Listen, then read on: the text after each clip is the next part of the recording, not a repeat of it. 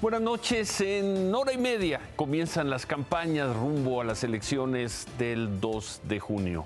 Estas imágenes, falta nada para las campañas, pero estas imágenes siguen siendo una constante, que quede el registro. En Tepalcatepec, en Michoacán, fueron emboscados soldados que patrullaban la comunidad del Montoso. 4 soldados mexicanos murieron y hay 9 heridos. Todo indicaría que los agresores atacaron a los soldados con drones y minas. Tepalcatepec, lo hemos presentado aquí, es una zona azotada por los grupos criminales desde hace muchos años, desde hace muchos gobiernos. Son grupos muy poderosos que pelean el control, que en ocasiones se enfrentaban a la Policía Federal, en ocasiones a la Guardia Nacional, al Ejército. Y hoy, a horas de que comiencen las campañas, uno de esos grupos mató a 4 soldados mexicanos e hirió a 9. Que quede registro unas horas antes del inicio de las campañas. Y también que quede registro de esto. ¿Quién lo diría? Las campañas comenzarán también con los padres y representantes de los normalistas de Ayotzinapa en una rebelión contra el gobierno del presidente López Obrador. El martes, lo vimos aquí, lanzaron petardos en la Secretaría de Gobernación. Hoy lo hicieron en la Secretaría de Relaciones Exteriores. No lo recibieron. Iban a protestar por la fallida extradición del exfuncionario Tomás Herón, quien vive en Israel. Estuvieron 2 horas frente a la Cancillería.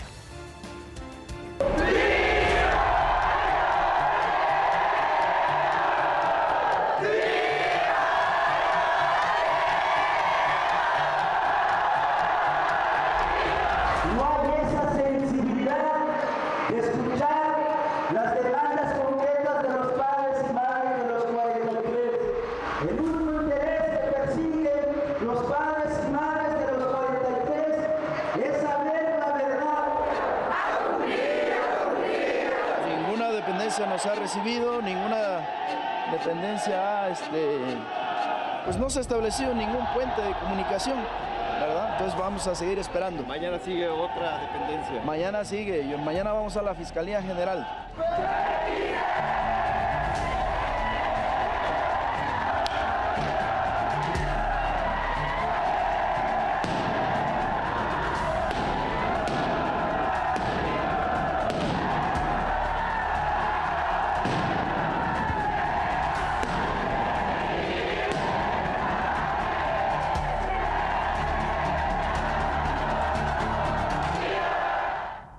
¿Por qué llegan así los familiares de Ayotzinapa? ¿Por qué llegan así al final de este gobierno que los ha recibido, que ha hablado con ellos, que tiene en la cárcel a quien fuera Procurador General de la República, a Jesús Murillo Caram, que tiene en el exilio a quien fuera el jefe de la Agencia Federal de Investigación? Pero ahí están las imágenes, las vimos el martes en la Secretaría de Gobernación. Estas imágenes son de hoy afuera de la Cancillería. Los padres terminaron esto, se regresaron a su plantón en el Zócalo y volvieron a decir que no se van a ir de ahí hasta que celebren un diálogo con las autoridades que por lo visto pues no tienen en este momento intención de hablar con ellos, o cuando menos no tienen intención de hablar con ellos en estas circunstancias, con petardos de por medio. Ya no son petardos solo contra el Senado, ya no son petardos contra instalaciones militares en Guerrero, son petardos contra la Secretaría de Gobernación y contra la Cancillería. Xóchitl Gálvez arrancará en unos momentos su campaña, en poco más de una hora y media. Así lo dijo, primer minuto del viernes. Lo va a hacer en Fresnillo, el municipio donde los habitantes se sienten más seguros en todo el país y quizá en todo el mundo. El tema de la violencia y la inseguridad se perfila como el eje de la campaña de la candidata del Frente Opositor. En materia de seguridad, yo no le voy a echar la culpa a Calderón, ni a Enrique Peña Nieto, y cuando sea presidenta tampoco a Andrés Manuel López Obrador. Yo me voy a ser responsable de la seguridad de los mexicanos. Ya basta de pretextos. Ya basta de echarle la culpa a otros. Estoy consciente el tamaño del problema que estoy tomando en mis manos. Cada que veo datos, me doy cuenta de lo grave que es la situación. Lo único que no estoy dispuesta es a que claudiquemos, a que nos rindamos. Fresnillo, no está por demás recordarlo, porque está la pregunta, ¿por qué va Xóchitl Gálvez? ¿Por qué inicia su campaña en Fresnillo, Zacatecas? Claudia Sheinbaum lo va a hacer en el Zócalo, en un evento seguramente al que acudirán muchísimas personas. ¿Por qué va Xóchitl Gálvez ahí? Fresnillo. A ver, vamos a recordar, a ver si podemos ver el gráfico. Es la ciudad que, pues en los últimos años, tiene la mayor percepción de inseguridad en México. Ahí están los datos, son los datos del 2023, los 4 trimestres. Esa es la percepción de inseguridad. En el primer trimestre, 96 de cada 100 habitantes de Fresnillo dijeron sentirse inseguros de vivir ahí. Se bajó ligeramente en el segundo trimestre, ligeramente bajó a 92.8, a 93%, pero en el tercer trimestre y en el cuarto se volvieron a colocar arriba del 95%. El último dato, el cuarto trimestre del año pasado, 96.4% de los habitantes de Fresnillo decían sentirse inseguros ahí. A ese lugar ha acudido y hasta ahí Xóchitl Gálvez, y ahí comenzará en unos minutos su campaña. Claudia Sheinbaum dijo una vez más que no hay un ambiente de violencia en México. Va a haber una elección pacífica y se va a manifestar masivamente la votación del pueblo de México. Voy a ir yo a Marabatío en esta o la próxima semana, no esta que viene, sino la otra. Vamos a ir a Michoacán. ¿En específico a esta zona o a otro municipio? Ahí, a ese municipio vamos a ir. Porque tenemos que visitar todos los municipios del país, o donde podamos.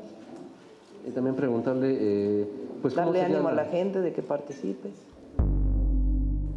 Las candidatas a hora y minutos de que comiencen las campañas, campaña que comienza ya en unos momentos en Fresnillo. Y allá estás, Marco, Fresnillo, Zacatecas, inicio de las campañas. Buenas noches. Ciro, muy buenas noches. Me encontré hace unos minutos a 3 personas que venían de Zacatecas capital y lo que me dijeron al mismo tiempo es: solo los valientes vienen a Fresnillo. Si lo que vamos a atender en hora y minutos es el arranque de una campaña presidencial, quiero que veas a mi espalda, este es el lugar donde Xóchitl Gálvez va a terminar después de una caminata dando su primer mensaje en un frío Fresnillo, y no solamente es metáfora, es decir, porque sopla el viento, pero también es una ciudad completamente sola desde las 9 de la noche. En este momento, Ciro, yo encontraría problemas serios para poder conseguir algo de beber o de comer, porque prácticamente las calles alrededor, no solamente de este punto, sino en general, están completamente vacías. Que es un día de fiesta hoy para Fresnillo, pues hay poquitita gente en la calle. ¿Qué vamos a escuchar hoy de Xóchitl Gálvez? Su primera propuesta ya rumbo hacia los 90 días en los que pretende cambiar el país, y esta tiene que ver con seguridad. 5 puntos va a reseñar, el concepto general ya lo vamos a escuchar. Dice que hay que ponerle cabeza, corazón y congruencia, es decir, algo como las 3 Cs del plan de seguridad de Xóchitl Gálvez, pero en este templete que ves a mi espalda iba a terminar esta caminata de 10 cuadras, y aquí es donde va a dirigir el mensaje. A una hora y minutos, pues la verdad es que la plaza sigue muy vacía. Hay quienes creen que vienen de autobuses de Zacatecas, 40 minutos del punto de donde estoy, con gente que va a llegar y va a ser un poco pues el lleno en este lugar, pero ahorita con lo que tengo a mano, la verdad es que Fresnillo es esa ciudad que se ha perfilado durante tanto tiempo, que has presentado tú en este noticiero, y pues un día de fiesta para una ciudad que normalmente no tiene un solo ciudadano caminando en sus calles a esta hora, Ciro. Bueno, van a estar ahí los presidentes de los partidos, Alejandro Moreno, Marco Cortés, Zambrano. Ese es algo que todavía no me han podido confirmar, tendrían que hacerlo. En general, lo que sí vemos, por ejemplo, ya son personajes de los partidos, tanto de la Acción Nacional como del PRI aquí, sí están viniendo, pero no sé si tanto como los presidentes de los partidos. Y si los llegamos a ver, creo que la pregunta obligada va a ser, ¿cuándo habían estado aquí en Fresnillo a medianoche? Te aseguro que nadie va a decir que lo había hecho antes. Gracias, Marco. Suerte. Gracias. Buenas noches. Gracias, Ciro. Buenas noches. 1:20 para el inicio de las campañas. Xóchitl Gálvez elige Fresnillo para comenzar y ahí lo hará en unos momentos. Y como veíamos, Claudia Sheinbaum anuncia que irá pues a la ciudad que fue el centro de la atención en temas de seguridad, o que lo ha sido esta semana por el asesinato de 2 candidatos o de 2 aspirantes a candidatos, uno de Morena, uno del PAN, que es Marabatío, Michoacán. El tema de la inseguridad probablemente en el centro, en el corazón de los discursos de las 2 candidatas con la probabilidad más alta de ganar. Claudia Sheinbaum, por cierto, presentó a su equipo, a sus coordinadores. El coordinador de la campaña es el presidente Morena, ahí está, a la izquierda de Claudia, Mario Delgado. También ahí está Marcelo Ebrard. Sumó a todos, ahí están. Fernández Noroña, Marcelo Ebrard, Monreal, Mario Delgado, Manuel Velasco, Tatiana Cloutier, Adán Augusto López, todos los que participaron en la contienda presidencial, forman parte del equipo de Claudia Sheinbaum en funciones lógicas. Marcelo Ebrard verá cosas internacionales, Adán Augusto López cosas que tienen que ver con la política, y se dirá lo que sea de la campaña de Claudia Sheinbaum, de la contienda para seleccionarla como candidata, pero ahí está la imagen de la unidad, una unidad absoluta, una fotografía que difícilmente podrá presentar Xóchitl Gálvez, porque difícilmente en esa foto va a estar Beatriz Paredes y van a estar quienes compitieron con ella, pero ahí están juntos, y así empiezan también, bueno, ellos van a empezar un poco más tarde, pero seguramente todas esas personas que vemos ahí se estarán levantando las manos de esa manera mañana en el Zócalo. ¿Y qué pasa con Movimiento Ciudadano? Ahí también eligieron para iniciar la campaña un lugar simbolizado por la violencia en el último tiempo, Lagos de Moreno, Jalisco. Ahí va a arrancar mañana su campaña Jorge Álvarez Maínez, el candidato presidencial de Movimiento Ciudadano. Lagos de Moreno, a ver si podemos ver, tenemos las imágenes, a ver si las podemos ver. Una ciudad, son imágenes de agosto del año pasado, lastimada por la violencia. Grupos delictivos, lo recordarán, desaparecieron, y todo apunta a que asesinaron a 5 muchachos que habían ido a una feria. Hasta la fecha ninguna autoridad, ni federal ni local, ha dado con el paradero de los jóvenes. Y en agosto vimos la movilización ciudadana, recordarán esa tan emotiva misa que hicieron los habitantes del Lago de Moreno, fue un viernes en la noche. Bueno, ahí Jorge Álvarez Maínez elige esa ciudad para iniciar su campaña. Esta ciudad eligió Movimiento Ciudadano y su candidato para arrancar. Jorge Álvarez Maínez estará acompañado de Pablo Lemus, el candidato de Movimiento Ciudadano al gobierno de Jalisco. Van a tener un mitin en el jardín principal de la ciudad.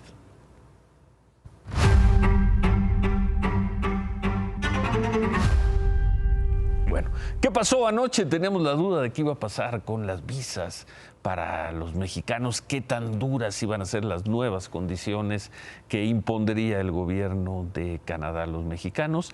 En 2015, el Departamento de Inmigración de Canadá recibió 110 solicitudes de asilo de ciudadanos mexicanos. 110. El año pasado esa cifra aumentó, de 110 pasó a 24,000 solicitudes. Esa es la razón por la cual el gobierno de Canadá informó que decidió aumentar, endurecer las restricciones de viaje para los mexicanos. ¿Cuáles son esas restricciones? ¿Cómo quedan las cosas para quienes quieran ir a Canadá o para quienes necesiten una visa en Canadá? Quedaron así. Desde las 10:30 de la noche de hoy, todas las autorizaciones electrónicas de viaje a Canadá, conocidas como ETAs, tramitadas por ciudadanos mexicanos en días pasados, fueron canceladas y entraron en vigor los nuevos requisitos para solicitarlas. Ahora, las autorizaciones electrónicas de viaje, que son los permisos para entrar a Canadá, solo podrán tramitarlas por Internet quienes tengan una visa estadounidense o quienes en los últimos 10 años hayan tenido una visa de visitante canadiense. Deberán también tener un pasaporte vigente y no podrán estar más de 6 meses en Canadá. Quienes no cumplan con estos 3 requisitos tendrán que tramitar una visa de visitante. Para esto deberán llenar la solicitud en línea, enviar los documentos necesarios, esperar una respuesta y, en caso de que sea aceptada, acudir a una cita para la toma de datos biométricos y la entrega de la visa. El procedimiento tiene un costo de $185 canadienses y tarda un par de semanas. Y bueno, esto a partir de ya también, dentro de menos de una hora, quien no cumpla con estos requisitos no podrá entrar a Canadá. Y por sorpresa, porque de eso nos enteramos y ni siquiera de manera oficial. Nos enteramos ayer. Apenas hoy se conoció la información completa. El presidente López Obrador dijo que a pesar de estas restricciones, pues no se van a romper relaciones con el gobierno de Canadá. Solo puede afectar a un 40% de los que van a Canadá. Qué bueno que se moderaron. De todas maneras, nosotros consideramos que se podían haber buscado otras opciones, otras alternativas. Sin embargo, ellos tomaron esa decisión, nosotros respetamos. Si acaso un pequeño reproche fraterno, respetuoso al primer ministro, porque nosotros les ayudamos, y él lo sabe, para que se aceptara que Canadá participara en el Tratado de Libre Comercio, porque el presidente Trump no quería. Bueno, las palabras y los hechos, esas son las palabras. Los hechos es que Canadá endurece las condiciones para que los mexicanos puedan entrar a su territorio. Esos son los hechos, lo anunció oficialmente hoy y a partir de unos minutos, quien no cumpla con esos requisitos, pues no podrá, y es mexicano desde luego, no podrá entrar a Canadá. Sobre la cumbre de América del Norte, esta cumbre que se llevará a cabo en Ottawa, una cumbre que no tiene fecha definida, el presidente López Obrador dijo que pues, ve difícil que pueda llevarse a cabo por las elecciones en México y en Estados Unidos.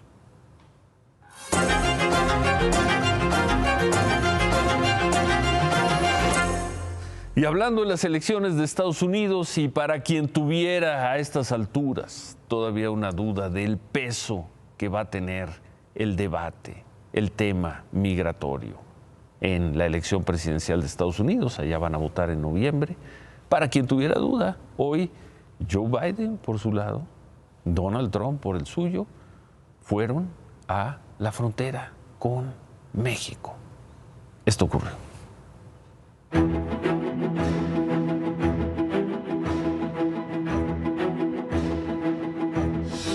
No queda duda, la crisis migrante es el tema central de las elecciones presidenciales de Estados Unidos. Hoy, los dos candidatos lo dejaron claro al visitar la frontera con México, el epicentro de esa crisis. Donald Trump estuvo en la frontera de Eagle Pass, resguardado por el alambre colocado por el gobierno de Texas. Presumió lo que siempre presume, que durante su gobierno y por medio de amenazas de imponer aranceles, consiguió que México contuviera a los migrantes que se dirigían a Estados Unidos. Now the United States is being overrun by the Biden migrant crime. It's a new form of vicious violation to our country. Casi a la misma hora, a 500 kilómetros, el presidente Biden se reunió con integrantes de la patrulla fronteriza en Brownsville. La migración irregular es uno de los puntos más débiles de su gobierno. Let's remember who the heck we work for. We work for the American people, not the Democratic Party, the Republican Party. We work for the American people. And let's remember who we are. We're the United States of America. There's nothing beyond our capacity. Nothing when we work together. Apenas en diciembre, fueron procesados más de 300,000 migrantes que cruzaron ilegalmente desde México a Estados Unidos, la cifra más alta que se haya registrado. Hoy, Biden le hizo un llamado a su rival. So here's what I would say to Mr. Trump. Instead of playing politics with this issue, or I'll join you in telling the Congress to pass this bipartisan border security bill. We can do it together. Un llamado destinado a fracasar. Trump no tiene la intención de ceder. En 2016, su duro discurso contra migrantes le ayudó a llegar a la presidencia. Una fórmula que planea repetir. I mean, we have this is like a war. They're coming from jails, and they're coming from prisons, and they're coming from mental institutions, and they're coming from insane asylums, and they're terrorists, they're being... Y seguramente estos discursos los vamos a estar escuchando durante los próximos, pues ¿qué falta para noviembre? 8 meses. Y hoy tuvieron el primer duelo, pues que no fue un duelo de esgrima, tuvieron el primer choque en la frontera con México. ¿A dónde tenían que ir? A la frontera con México. El 5 de noviembre serán las elecciones presidenciales y también en algunos casos de gobernadores en Estados Unidos. Y en otras cosas, anoche vimos presentamos aquí la versión pública de la sentencia de un juez, el juez Juan Martínez Vitela, en el juicio en el que absolvió al supuesto abusador sexual de una niña de 4 años en el Estado de México. Veíamos que anoche que todo apuntaba o perfilaba a una mala actuación del Ministerio Público, que no habría hecho el trabajo para documentar, para probar que el presunto abusador estuvo con la niña el día en que se señaló que ocurrió el abuso. Hoy la señora Victoria Figueiras, la madre de la niña, se reunió con sus abogados, con el fiscal de Justicia Estatal, con José Luis Cervantes, y el fiscal se comprometió, como antes lo había hecho el Tribunal de Justicia. Hoy la Fiscalía se comprometió con la señora a revisar en detalle la actuación del Ministerio Público y a determinar si se cometieron errores y quiénes los habrían cometido. Acordaron trabajar juntos en la apelación de la sentencia absolutoria del juez Martínez, la cual, dicen, van a presentar la próxima semana. La señora Figueiras agradeció el trabajo de la Fiscalía y añadió. Señora, se había dicho que es la mala integración de la carpeta justamente lo que da este primer resolutivo del juez. Lo habló con el fiscal y ¿qué le comentó al respecto? ¿Sí se integró bien esta carpeta? ¿No se integró? Son puntos que se tocaron en esta mesa y obviamente van a juzgar el actuar de todas las personas que estuvieron involucradas en la carpeta desde la denuncia hasta el fallo del juez. Van a analizar el actuar de cada con Contraloría y con Visitaduría. ¿Habría la posibilidad de que usted demandara al Ministerio Público que integró mal la carpeta y que la visión completamente? Ya lo hice y justamente es lo que se va a checar. El martes tenemos una cita con el fiscal de combate anticorrupción para ver estos temas. Bueno, regresamos a Fresnillo con Marco. De nueva cuenta, buenas noches, Marco. Ciro, buenas noches. Estamos en la Plaza Madero. Pablo Núñez vive aquí, en Fresnillo. Él fue uno de los que me dijo, solo los valientes andamos a esta hora. No da miedo, Pablo Núñez, andar a esta hora en el centro de Fresnillo. No hay nadie aquí. Sí da miedo, pero un pueblo que siempre lucha por el bienestar de sus habitantes no puede vivir siempre de rodillas. Tiene que mantenerse estoico y luchar por el beneficio y el bienestar y el equilibrio de poderes en el Estado, porque tanto el Poder Ejecutivo, Legislativo y Judicial tienen que trabajar en una misma armonía, en un mismo ritmo para que no resulten afectados los ciudadanos. Pablo vive aquí, Ciro trabaja en el Tribunal Judicial de aquí del estado de Zacatecas y pues la verdad fue una de las primeras personas que se nos acercó porque sí somos muy pocos. Ahorita vamos caminando a unas 10 cuadras, ¿verdad? Hacia el Jardín de la Madre, donde va a empezar esta caminata que va a ser Xóchitl Gálvez hasta este punto y pues la verdad es que ve qué hora es y seguimos siendo pocos, Ciro. Bueno, gracias Marco, 22:54. Gracias, agradecele al señor, por favor. Gracias, suerte en la cobertura. Claro que sí, 22:54. Gracias, Ciro, muy buenas noches. Gracias. Bueno, regresando a la información, el secretario de Marina, Rafael Ojeda, anunció el cambio en la Dirección General del Aeropuerto Internacional de la Ciudad de México. El vicealmirante Carlos Velázquez Tiscareño dejará el cargo en unos días, mediados de marzo. En su lugar será nombrado el contraalmirante José Ramón Rivera Parga. Él se desempeña actualmente como director de operaciones del aeropuerto y ojalá continúe con el trabajo que hizo el vicealmirante Velázquez Tiscareño. Se sabe y todos lo saben, todos lo sabemos, lo difícil que es operar el aeropuerto de la Ciudad de México, en qué condiciones está. Pero hubo un trabajo, hubo un cuidado, hubo empeño en medio de esas dificultades por darle un mejor servicio a las personas. El almirante Velázquez Tiscareño se va con ese legado. Ojalá quien asume el cargo continúe con ese que finalmente es un servicio para cientos de miles, para millones de personas, fundamentalmente mexicanas. El ejército de Israel disparó contra una multitud de palestinos en Gaza, personas que se habían juntado para recibir alimentos de un convoy enviado, un convoy de ayuda humanitaria. El propio ejército de Israel difundió ese video terrible. Reconocieron que sus soldados dispararon a los palestinos, pero dicen que lo hicieron cuando se sintieron amenazados. El gobierno de Israel informó también que hubo decenas de muertos, aunque aseguran que la mayoría murió por una estampida. Después, cuando escucharon los disparos, que fue la estampida y no los disparos de los soldados israelíes los que mataron a la mayor parte de esas personas. Las autoridades de Gaza reportaron que el ataque dejó más de 100 muertos y más de 700 heridos. También hoy reportaron que la guerra de Gaza ha dejado más de 30,000 palestinos muertos. David. El gobierno de los Estados Unidos lanzó un quitarrisas a las plantas chinas de construcción de vehículos en México. Iniciarán una investigación que podría hacer que el nearshoring se complique. Ahorita les voy a contar de qué se trata. Hoy el presidente de los Estados Unidos puso una más a lo que parece ser que es una tensa relación comercial con México. ¿Y ahora por qué? Hace unos días, ¿cómo estás, Ciro? Buenas noches. Hace unos días Raquel Buenrostro le había dicho que se había muerto el perro, ya se había acabado la rabia y todas esas cosas. Se cayó la reforma energética. Hoy el del ministro Pérez Dayán. Ese que lo quieren hacerle juicio político. Pero a ver. Hoy el presidente de los Estados Unidos dice que van a investigar los autos eléctricos chinos que se están vendiendo en los Estados Unidos porque no van a ceder la seguridad nacional, porque estos tienen pues información sobre las carreteras, sobre quiénes están y que los vayan a usar para el espionaje. Estados Unidos y autos chinos, ¿nosotros qué?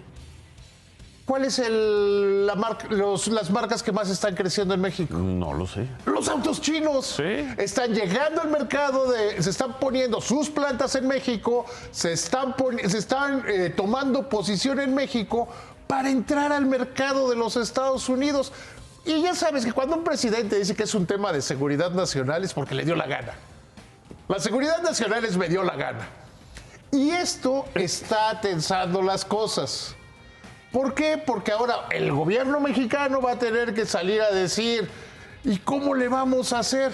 Porque está llegando la inversión china a México, es el segundo tema en el cual ya se complican las cosas, hay que recordar el acero, y que pues, vamos a revisar el Tratado de Libre Comercio en el 26, y que el tema automotriz y estos temas de chinos puestos en México, para entrar al mercado de los Estados Unidos, se vuelven un tema complicado. Bueno. Remátala, David. La diputada de Morena, Susana Pliego, se enojó tanto porque la jornada de 40 horas no va a ser, que hasta renunció a Morena. Falta una hora para el 1 de marzo. Regresamos. Hacemos una pausa y volvemos. Vamos a cerrar con eso. Suerte a Claudia, suerte a Xóchitl, suerte a Jorge, suerte a los candidatos que van a disputar las 9 gubernaturas y a los que buscarán 500 diputaciones federales y a los que trabajarán para ser uno de los 128 senadores. Suerte a cada uno de los candidatos a alcaldes y a diputados locales. Suerte a todos. Ojalá la crónica de estos 90 días que vienen antes de la elección no sea una crónica preponderantemente de encono y de violencia.